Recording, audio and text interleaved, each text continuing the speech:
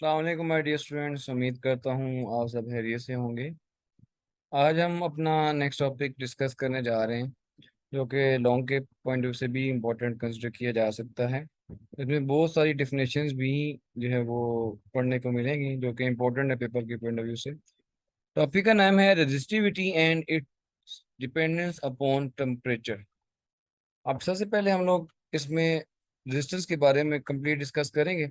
तो स्टार्ट करते हैं हमारा आज का लेक्चर। तो वेरी फर्स्ट, सबसे पहले प्रीवियस टॉपिक में हम लोग ऐसे डिस्कस कर चुके हैं कि रेजिस्टेंस क्या है। तो रेजिस्टेंस की बच्चों डेफिनेशन आती है, the opposition to flow of current is called resistance. कि जब भी करंट या चार्जेस की सर्किट में से फ्लो कर रहे होते हैं, ठीक है, तो वो सर्किट जिस भी मटेरियल से बना होता है वो उसको रोकने की या उसको अपोज करने की कोशिश करता है। उस अपोजिशन को, ठीक है, मुखालफत को क्या कहते हैं? रेजिस्टेंस कहते हैं। इसका सिंबल देखा जाए तो ये कुछ, जहाँ पे भी आप रेजिस्टेंस को देखेंगे वो उसका सिंबल कुछ बच्चों इस तरह का आएगा, ठीक है। ये याद रखना आप लोगों ने कि सिंबल जो होता है रेजिस्टेंस का वो कुछ इस फॉर्म में होता है। रेजिस्टेंस किसके ऊपर डिपेंड करती है? तो सबसे पहली बात याद रखनी है कि टेम्परेचर के ऊपर। जितना टेम्परेचर ज्यादा होगा बच्चों उतनी रेजिस्टेंस क्या होगी? ज्यादा होगी। सेकेंड है लेंथ। जितनी लेंथ ज्यादा होगी उसमें उतनी ही जो है वो रेजिस्टेंस क्या आती है? ज्यादा आती है। जैसे हम कहते हैं कि पानी वाला पाइप लें, ठीक है, अगर उसकी लेंथ काफी ज्यादा हो तो एक पॉइंट से जब पानी फ्लो करके दूसरे पॉइंट पे जाएगा तो रेजिस्टेंस की वजह से उसकी स्पीड जो है वो स्लो हो जाती है। थर्ड है एरिया। एरिया जो है वो इन्वर्सली प्रोपोर्शनल है रेजिस्टेंस के। अगर एरिया ज्यादा होगा तो डिस्टेंस क्या होगी? कम होगी। लाइक अगर एक पाइप है, उसका एरिया जहाँ से पानी एमिट होना है वो बहुत बड़ा है, ठीक है, तो उसमें से काफी सारा पानी बाहर आ सकता है। उसकी वजह ये है कि उसमें रेजिस्टेंस की वैल्यू कम आ रही है, उसकी वजह कि उसका एरिया क्या है? ज्यादा। इसके बाद अगर हम देखें रेजिस्टेंस और किस पे डिपेंड करती है, तो नेचर ऑफ मटेरियल के ऊपर है कि जिस मटेरियल के अंदर आप लोग रेजिस्टेंस को मेजर करना चाह रहे हैं, ठीक है, वो मटेरियल किस टाइप का है, ठीक है। वो कंडक्टर है, इंसुलेटर है, ठीक है, लाइक कंडक्टर में आयरन है, गोल्ड है, ठीक है, उसके अलावा सिल्वर आ जाता है, एल्यूमिनियम आ जाता है। तो इन डिफरेंट मटेरियल्स के अंदर जो है वो डिफरेंट तरह की जो है वो रेजिस्टेंस आएगी। जबकि अगर हम बात करें वुड की, तो वुड में से आपको पता है कि उसके अंदर फ्री इलेक्ट्रॉन्स नहीं होते, तो उसमें से कोई भी करंट फ्लो नहीं कर सकता, ठीक है। अगर आप वुड की बात करें तो उसमें से कोई करंट फ्लो नहीं करेगा क्योंकि वो इंसुलेटर है। इसके एक्सपेंशन की तरफ तो मैथमेटिकली अगर देखा जाए तो रेजिस्टेंस जो है वो डायरेक्टली प्रोपोर्शनल लेंथ के, ठीक है, जैसा अभी हमने डिस्कस किया, रेजिस्टेंस डायरेक्टली प्रोपोर्शनल लेंथ के, रेजिस्टेंस इन्वर्सली प्रोपोर्शनल है एरिया के, ठीक है। और अगर हम देखें कि दोनों को कंबाइन करें, क्योंकि लेफ्ट साइड इक्वल है तो राइट साइड को इक्वल रख सकते हैं, तो directly proportional length inversely proportional to area. Directly का साइन जब भी रिमूव करेंगे तो वहाँ पे एक कांस्टेंट आ जाएगा, तो R is equal to constant l divided by a. अब कांस्टेंट क्या होता है वो याद रखना बेटा आप लोगों ने, वो आता है specific resistance. R is equal to, इसको रो पढ़ते हैं, ठीक है, R is equal to rho l divided by a. अब सबसे जो नया आपके पास अभी कॉन्सेप्ट आ रहा है वो ये है कि बेसिकली रो क्या है। तो डिस्कस करते हैं कि एक्सप्रेशन फॉर रो। पहले रो की वैल्यू निकाल लें, ठीक है। अगर हमें रो की वैल्यू चाहिए तो ए के साथ डिवाइड हो रहा है, इधर आके क्या हो जाएगा? मल्टीप्लाई। और एल इधर मल्टीप्लाई हो रहा है, इधर आके क्या हो जाएगा? डिवाइड। तो यहाँ पे आप देख सकते हैं कि हमारे पास रिलेशन आ गया, rho is equal to R A L, R into A divided by L. अब इसकी अगर हम यूनिट की बात करें तो अगर आपको यूनिट याद हो तो रेजिस्टेंस का यूनिट क्या आता है? ओम। एरिया का क्या आता है? Metre square. और लेंथ का क्या आता है? मीटर। अब अगर सारी वैल्यूज यहाँ पे पुट कर दें, रेजिस्टेंस की जगह ओम, एरिया की जगह metre square, and then length की जगह मीटर, तो मीटर मीटर से कैंसिल हो जाएगा, तो पीछे इसका यूनिट बचता है वो क्या आता है बच्चों? Rho is equal to ohm metre. ये आपके एमसीक्यू में ये बात आपसे पूछी जा सकती है, तो होपफुली आपको ये पॉइंट यहाँ तक समझ आ गया होगा। इसके बाद बढ़ते हैं कि रो को बेसिकली पढ़ा क्या जाता है। याद रखिए बेटा, इसको कहते हैं रेजिस्टिविटी या स्पेसिफिक रेजिस्टेंस। रेजिस्टिविटी या स्पेसिफिक रेजिस्टेंस। सबसे पहले अगर इसको डिफाइन करें तो resistance across 1 metre cube of a substance and denoted by rho, ठीक है।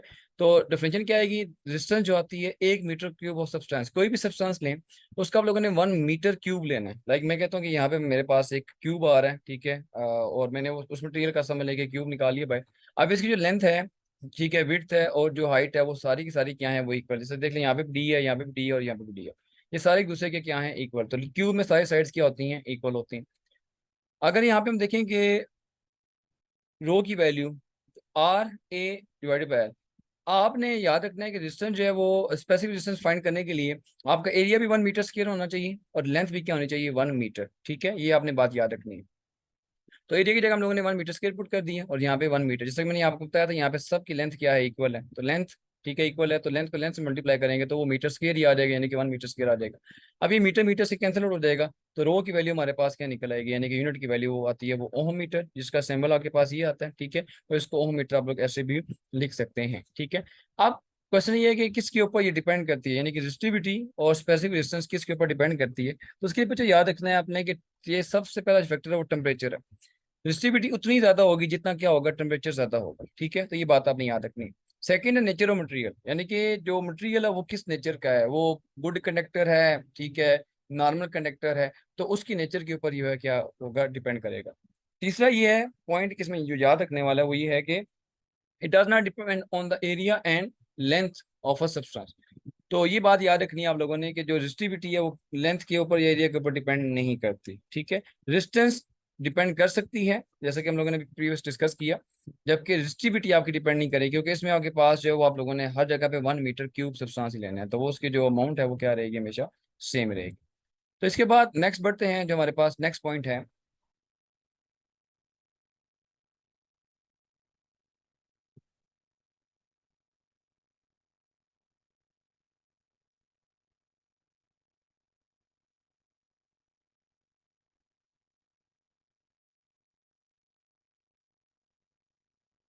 फिर इसके बाद है कंडक्टेंस।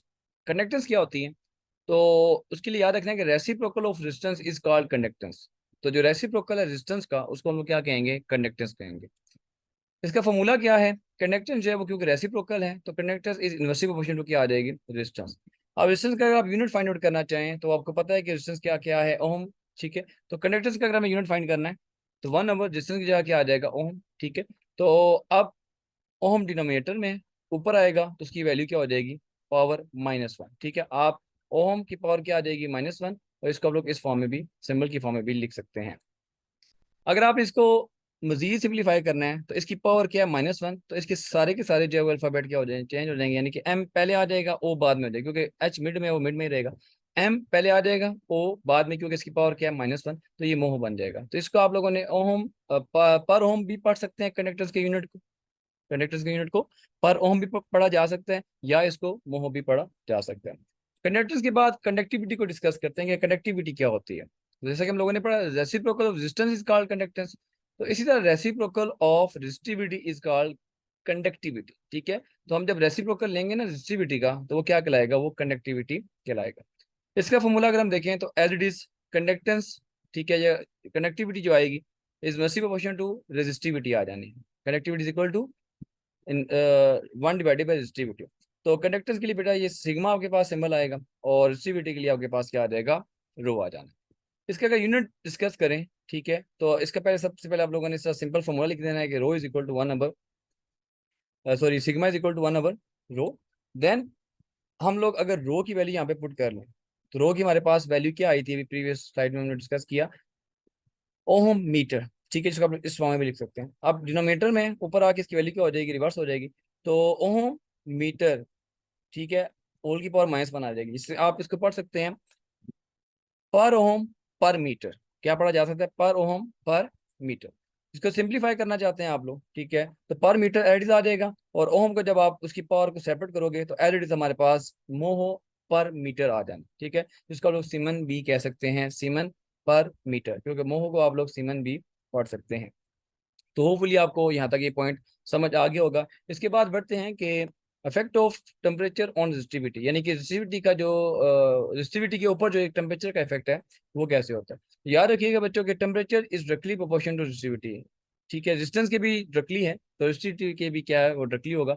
टेम्परेचर जितना ज्यादा होगा उतनी रेजिस्टिविटी क्या होगी, ज्यादा होगी। सेकंड पॉइंट है temperature is directly proportional to resistance, resistance के भी डायरेक्टली है और रेजिस्टिविटी के भी जो है वो टेम्परेचर क्या होगा, डायरेक्टली प्रोपोर्शन होगा। Temperature coefficient of resistance, temperature coefficient of resistance का क्या मतलब होगा। इसके लिए पॉइंट याद रखने बेटा, हम लोग सबसे पहले इस ग्राफ की तरफ डिस्कस करते हैं कि हमारे पास एक्सेस पे टेम्परेचर है, वाई एक्सिस पे क्या है, रेजिस्टिविटी। जो जो टेम्परेचर बढ़ाते जाएंगे रेजिस्टिविटी की वैल्यू क्या है, बढ़ती जा रही है। लेकिन ये लेट्स सपोज हम कहते हैं यहाँ से लेकर यहाँ तक जो है वो रेजिस्टिविटी की वैल्यू डायरेक्टली प्रोपोर्शनल है। लेकिन ऊपर जाके कर्व क्या शो कर रही है, अब इस चीज को डिस्कस करते हैं। सबसे पहले इसकी डेफिनेशन की अगर हम बात करें टेम्परेचर कोएफिशिएंट ऑफ रेजिस्टेंस की, तो the fractional change in resistance पर केल्विन चेंज इन टेम्परेचर। कि फ्रैक्शनल चेंज कितना आ रहा है रेजिस्टेंस के अंदर, यानी कि सिंपल वे में रेजिस्टेंस के अंदर कितना चेंज आ रहा है जब आप पर केल्विन यानी कि टेम्परेचर को क्या कर रहे हो, चेंज कर रहे हो। ठीक है, तो इसके लिए याद रखना है आप लोगों ने, अल्फा की आपके पास आ जाएगा टेम्परेचर कोएफिशिएंट रेजिस्टेंस अल्फा है। ठीक है, अब यहाँ से ये लेकर यहाँ तक, जब जहाँ तक आप समझते हैं कि स्ट्रेट लाइन है वहां तक अल्फा बिल्कुल उसकी वैल्यू रहेगी। ठीक है, उसके बाद ये चेंज जो हो रहा है वो क्यों हो रहा है वो देखें। तो जो फ्रैक्शनल चेंज है वो आप लोग कैसे फाइंड करते हैं, फाइनल यानी कि जो resistance at final temperature, T basically temperature के लिए, और आर नॉट का मतलब क्या होगा, इनिशियल टेम्परेचर। लाइक मैं कहता हूँ ये पॉइंट है आपका इनिशियल टेम्परेचर का, और इस पॉइंट के ऊपर हम फाइंड जो है वो पॉइंट डिस्कस कर रहे हैं। तो आर एट टी यानी कि final temperature minus original temperature. अगर हमें फ्रैक्शनल चेंज फाइंड करना है तो आप उसको ओरिजिनल रेजिस्टेंस की वैल्यू से भी क्या करेंगे, डिवाइड करेंगे, और साथ में आपके पास क्या आ जाएगा, टेम्परेचर। ठीक है, क्योंकि फ्रैक्शनल चेंज पर केल्विन है, पर केल्विन का मतलब क्या होगा, डिवाइडेड बाय टेम्परेचर। तो ये टी बेसिकली क्या है, टेम्परेचर के लिए। ये फॉर्मूला बच्चों के पास रेजिस्टेंस के लिए आ रहा है। इसके साथ अगर हम रेजिस्टिविटी की बात करें, अगर इस फॉर्मूले को रेजिस्टिविटी के अकॉर्डिंग डिस्कस करें, तो आर की जगह हमारे पास रो आ जाएगा, आर टी की जगह रो टी आ जाएगा, आर नॉट की जगह क्या आ जाएगा, रो नॉट, और आर नॉट के अगेन उसकी जगह आ जाएगा रो नॉट इंटू टी। तो ये आपके पास in terms of resistance formula आएगा, और ये इन टर्म्स ऑफ क्या आ जाएगा, रेजिस्टिविटी। तो होपफुली आपको ये पॉइंट समझ आ गया होगा। अब जो अल्फा की वैल्यू है वो कब पॉजिटिव होगी, ठीक है, अल्फा कब पॉजिटिव होगा, तो उसके लिए बात याद रखनी है कि रेजिस्टेंस अगर बड़े टेम्परेचर के साथ, मतलब आप टेम्परेचर बढ़ा रहे हो या रेजिस्टेंस बढ़ा रहे हो, ठीक है, तो टेम्परेचर भी साथ बढ़ना स्टार्ट कर दे, तो इसका मतलब है कि वहाँ पे अल्फा की जो वैल्यू होगी वो क्या होगी, वो पॉजिटिव होगी, क्योंकि डायरेक्टली प्रोपोर्शनल है। इसके बाद अल्फा कब नेगेटिव होगा, alpha is negative when resistance and temperature is inversely proportional. जब ये दोनों आपस में क्या होंगे, इनवर्सली होंगे, यानी कि रेजिस्टेंस बढ़ रही है, टेम्परेचर कम हो रहा है, या टेम्परेचर बढ़ रहा है तो रेजिस्टेंस कम हो रही है, तो अल्फा की वैल्यू क्या होगी, वहां पे नेगेटिव होगी। अब इसी पॉइंट को समझने के लिए एक डेफिनेशन आप लोगों ने डिस्कस करनी है आप लोगों के साथ, वो ये है कि नेगेटिव टेम्परेचर कोएफिशिएंट्स क्या होते हैं। नेगेटिव टेम्परेचर कोएफिशिएंट का मतलब ये होगा कि दो substances whose resistance decreases with increase in temperature, ऐसे सब्सटेंसेस जिनकी रेजिस्टेंस डिक्रीज करती है जब आप टेम्परेचर को क्या करते हो, इंक्रीज करते हो, तो उसको आप क्या कहते हो, नेगेटिव टेम्परेचर कोएफिशिएंट। ठीक है, मतलब सिंपल वे में कि जब आप लोग क्या करें, टेम्परेचर को बढ़ाएं तो रेजिस्टेंस कम होना स्टार्ट हो जाए, तो उसको आप लोग नेगेटिव टेम्परेचर कोएफिशिएंट कहेंगे। पॉजिटिव में क्या होगा, इधर दो substances whose resistance increase with increase in temperature, तो जब आपके पास टेम्परेचर इंक्रीज करने से रेजिस्टेंस भी इंक्रीज कर जाए, ठीक है, सिंपल वे में, या रेजिस्टेंस इंक्रीज करने से टेम्परेचर भी इंक्रीज कर जाए, तो वो पॉजिटिव टेम्परेचर कोएफिशिएंट होता है, और नेगेटिव में इसका ऑपोजिट हो जाएगा। अब कौन से ऐसे मटेरियल हैं जो कि इसको फॉलो करते हैं या इसको ओबे करते हैं, तो उसमें याद रखिए कि बेटा जर्मेनियम एंड सिलिकॉन ऐसे मटेरियल हैं जो कि नेगेटिव टेम्परेचर कोएफिशिएंट रखते हैं, यानी कि इनका जो है वो क्या होता है, रेजिस्टेंस डिक्रीज करना स्टार्ट कर देती है जब आप इसके अंदर क्या करते हो, टेम्परेचर इंक्रीज करते हो। इसको डिटेल में हम लोग आने वाले चैप्टर्स में डिस्कस करेंगे कि ऐसा क्यों होता है। अभी तक आपने बस ये याद रखना है कि नेगेटिव टेम्परेचर कोएफिशिएंट क्या होते हैं, कौन से मटेरियल हैं, ठीक है, और इसकी डेफिनेशन क्या है। तो होपफुली बच्चों आज का आपको ये लेक्चर अच्छे तरीके से समझ आ गया होगा। अगर आपको इस एलिमेंट कोई भी क्वेश्चन डिस्कस करना है तो मुझसे कमेंट सेक्शन में डिस्कस कर सकते हैं। Take care, thank you very much, जज़ाकल्लाह।